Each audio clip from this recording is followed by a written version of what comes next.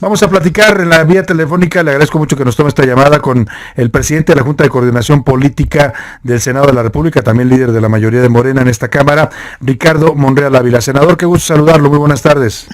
¿Cómo estás, Salvador? Un saludo a todo el auditorio y a todos tus colaboradores esta tarde. Con el gusto siempre de saludarlo. Escuchamos hace un rato un audio y quiero empezar por eso porque me parece que es un tema que debería ser prioritario en este país, la violencia contra las mujeres, los feminicidios. Hablaba usted de este caso de esta niña de 12 años, Sofía Alejandra, ocurrida allá en su tierra, Fresnillo, Zacatecas, y bueno, pues exigía justicia. Nos preguntaba la gente del auditorio, Ricardo Monreal, ¿se necesita que un senador salga a hablar? ¿Se necesita que la familia conozca a algún político para que atiendan este tipo de casos? No, yo creo que debería ser una situación de justicia en general. No necesita la familia conocer a un político ni a un funcionario. Debería la justicia llegar a todos, sí. Pero la justicia desde hace tiempo está cuestionada y la justicia no llega a ninguna parte, porque durante muchos años este instrumento del Poder Judicial, que es impartir justicia, no lo ha hecho. Y ahora tenemos un problema serio de seguridad acumulada desde hace varios sexenios, que se descuidó, no se atendió las causas y ahora estamos seriamente afectados todos, claro, frente al aumento del crimen, pero además en este tipo de actos cobardes, inhumanos, incalificables de una niña de 12 años, ¿sí? Secuestrada 11 días y al final asesinada brutalmente. Entonces todo esto no puede quedar simplemente en el anécdota, ni ni ningún caso. Por eso es que en ese y en todos los casos elevamos la voz para que haya justicia. En este caso, por la Fiscalía del Estado logre la captura de los responsables.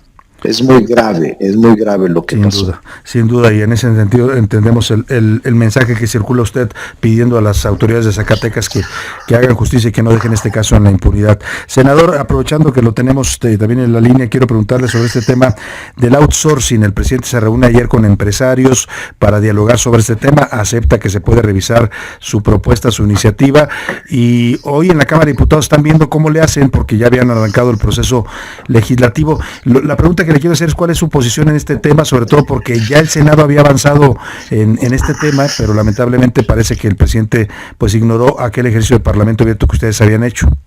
Sí, en el Senado hay un dictamen aprobado que estaba muy cercano al acuerdo con los grupos económicos. Ahora se ha iniciado de cero, pero me alegra que el presidente de la República se haya reunido ayer con los grupos empresariales para la revisión de esta figura jurídica denominada outsourcing, que no es otra cosa sino la subcontratación de trabajadores, y que, tal y como lo planteábamos en el Senado, no se criminalizaba y tampoco se prohibía, más bien se regulaba y se daba un periodo de tiempo para ir adaptando las circunstancias a la realidad. Pero en la iniciativa que envió el presidente, si hay incluso penas, criminalidad, se criminaliza a quien contrate o subcontrate mediante esta vía del outsourcing. Y también hay delitos de evasión que se endurecen las penas y se persigue a quienes practiquen este tipo de contratos o subcontratos.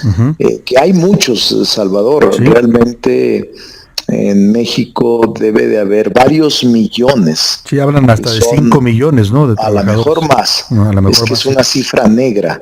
Lo que pasa es que no está registrado y la propia Secretaría de Trabajo debe tener datos cercanos, pero no exactos. Entonces, estamos hablando de entre 5 y 8 millones de personas. Claro. En el gobierno también hay subcontratación. También 500,000 trabajadores, nos decía hace un rato. El outsourcing. Entonces, por esa razón, Yo creo que fue atinado que el presidente de la República escuchara a los grupos económicos. Ahora la Cámara tiene que escucharlos porque ya no está en el Ejecutivo. Claro. Ya está en la Cámara de Diputados la discusión. Se abrió un parlamento abierto ayer. Se abrió un parlamento y se discutió en este parlamento y estaban por aprobarla entre jueves y viernes. Uh-huh.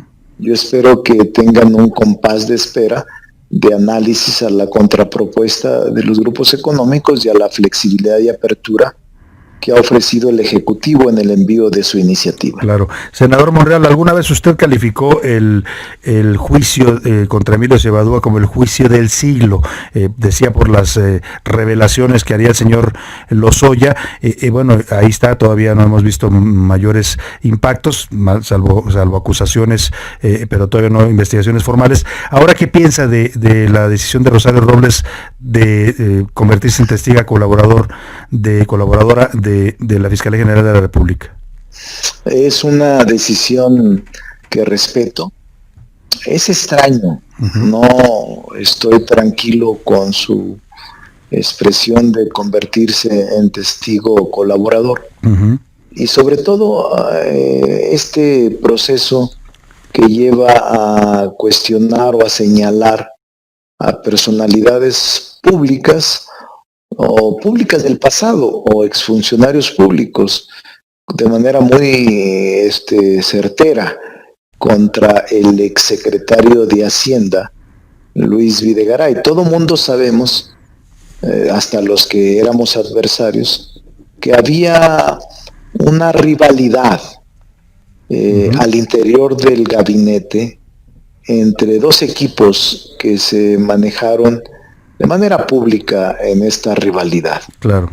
Y me parece que atacar a una figura pública, no lo sé si haya pruebas, no quiero defenderlo ni meter las manos al fuego por nadie, pero señalar categóricamente al exsecretario de Hacienda, Luis Videgaray, que repito, todos sabemos que era su adversario al interior del gabinete de gobierno, pareciera ser endeble o pareciera ser una salida a su situación jurídica penal.